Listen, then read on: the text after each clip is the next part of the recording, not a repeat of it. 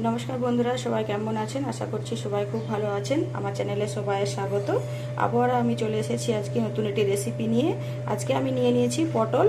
আজকে এই পটল দিয়ে আমি আজকে দারুণ স্বাদের একটা রেসিপি বানাবো।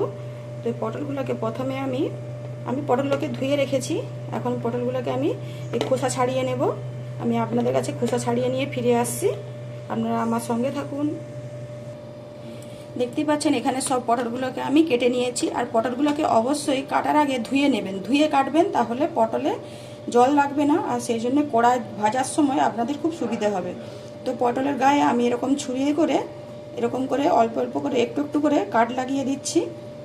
এতে কি হবে, এর ভেতরে মশলা ভালো করে ঢুকবে। তো সব পটলগুলোর গায়ে আমি ছুরিতে করে একটু একটু করে এভাবে করে কাট লাগিয়ে দিচ্ছি।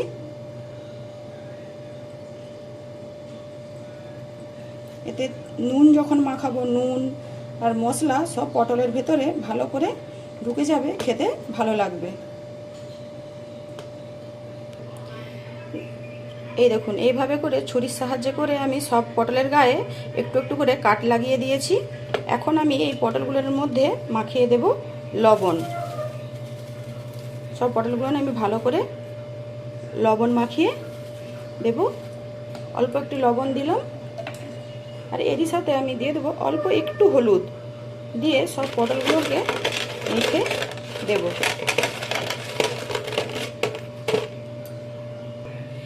এই দেখুন বন্ধুরা, সব পটলের গায়ে ভালো করে আমি লবণ আর হলুদ মাখিয়ে দিয়েছি। তো এইটাকে এখন আমি রেখে দেবো। এখন আমি একটা মশলা করে নেব। এখানে আমি একটা মিক্সির জার নিয়ে নিয়েছি। এর মধ্যে আমি দিয়ে দিচ্ছি 1 চামচ সাদা সরষে, 1 চামচ কালো সরষে, 1 চামচ পোস্ত, কিছুটা নারকেল কোড়া, কয়েকটা কিশমিশ, আর নিয়ে নিচ্ছি 2টো কাঁচা লঙ্কা। তো এগুলো নিয়ে আমি একটা পেস্ট বানিয়ে নেব।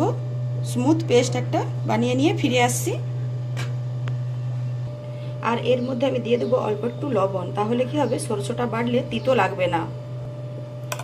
এইভাবে করে আমি একটা সবকে বেটে মিক্সিতে একটা পেস্ট বানিয়ে নিয়েছি। এবার চলুন পটলগুলো ভেজে নেওয়া যাক। গ্যাসে একটা আমি কড়াই বসিয়ে দিয়েছি, দিয়ে দিচ্ছি সরষের তেল। এবারে নুন আর হলুদ মাখিয়ে রাখা পটলগুলো আমি তেলের মধ্যে দিয়ে দেব।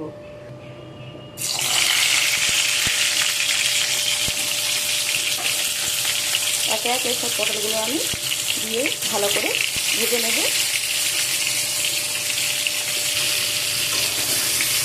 এপিট ওপিট উল্টে আমি পটলগুলোকে ভেজে নিচ্ছি। এইভাবে করে উল্টে পাল্টে পটলগুলো একটু লালচে করে আমি ভেজে নেব। একটু সময় নিয়ে কাজটা করতে হবে, 4-5 মিনিট সময় লাগবে, কেন পটল ভাজতে একটু সময় লাগে।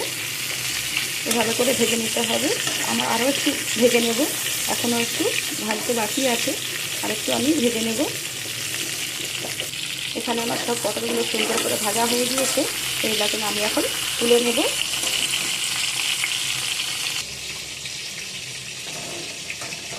সব পটলগুলোকে তুলে আমি একটা পাত্রের মধ্যে নিয়ে নিচ্ছি।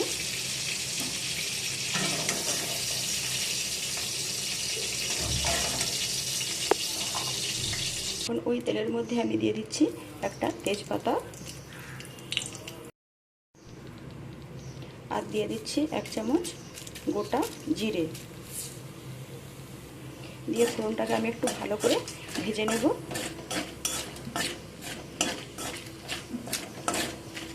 ফোড়নটা আমার এখানে ভালো করে ভাজা হয়ে গেছে, সুন্দর একটা গন্ধ বেরিয়েছে। এখন যে মশলাটা আমি করে রেখেছিলাম সেটা এর মধ্যে দিয়ে দিচ্ছি। গ্যাসের ফ্লেমটা লোতে রেখে মশলাটাকে আমি একটু কষিয়ে নেব। বেশিক্ষণ কষানোর দরকার নেই, অল্প একটু নাড়াচাড়া করে নেব।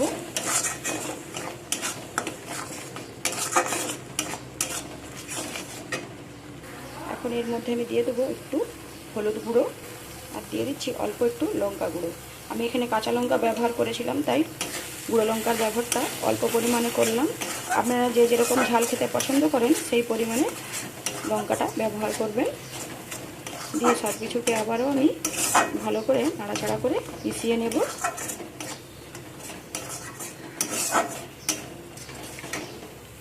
নাড়াচাড়া করে মিশিয়ে নিয়েছি। এখন সেই মিক্সির জারটা ধুয়ে অল্প একটু জল আমি এর মধ্যে দিয়ে দিলাম, দিয়ে সব কিছুকে ভালো করে আবারও আমি মিক্স করে নিচ্ছি।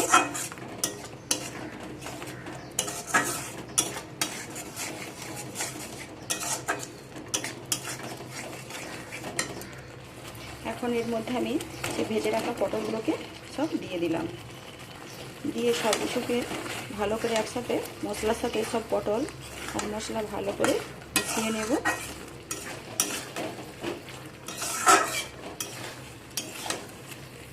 এভাবে করে 1 মিনিট নাড়াচাড়া করে ভালো করে একটু সব কিছুকে মিশিয়ে নেব।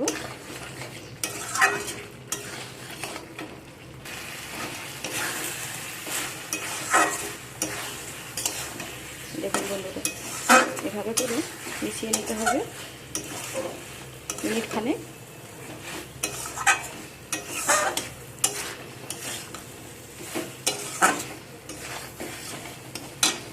এখন এর মধ্যে দিয়ে দেবো আমি অল্প একটু জল, বেশি পরিমাণ জল দিতে হবে না, অল্প একটু জল দিলেই হবে। এখানে সব কিছু ফুটে উঠেছে, এখন আমি দিয়ে দেব পরিমাণ মতো লবণ। লবণ দিয়ে আবারও সব কিছুকে আমি ভালো করে মিক্স করে নেব।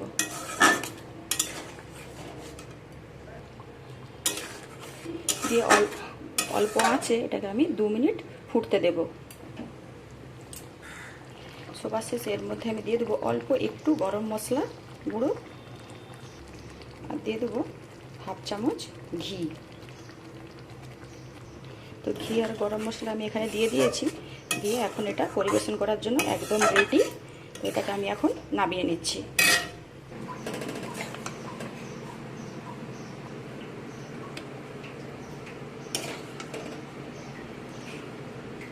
সব সবজিটাকে আমি একটা পাত্রের মধ্যে তুলে নিচ্ছি। দেখুন বন্ধুরা, কত সুন্দর হয়েছে আর কত লোভনীয় হয়েছে। তো বন্ধুরা, আমি সবাইকে অনুরোধ করব, একবার হলেও এইভাবে আপনারা পটল বানিয়ে খেয়ে দেখবেন, দুর্দান্ত লাগে খেতে। তো আমার সব বন্ধুদেরকে বলবো, আজকের আমার এই পটলের রেসিপি যদি আপনাদের ভালো লেগে থাকে তাহলে অবশ্যই একটি লাইক করবেন আর সাবস্ক্রাইব কমেন্ট করে পাশে আমার থাকবেন। আর আমার পুরনো বন্ধুদের জানাই অসংখ্য ধন্যবাদ আমার পাশে থাকার জন্য। আর যে সমস্ত আমার নতুন বন্ধুরা আমার ভিডিও দেখছেন তাদেরকে বলবো আমার পাশে যেন থাকে সাবস্ক্রাইব করে। তো আজকের মতো এই পর্যন্তই, আবার দেখা হবে আপনাদের সাথে নতুন কোনো রেসিপি নিয়ে অন্য কোনো দিন। আজকের মতো টাটা।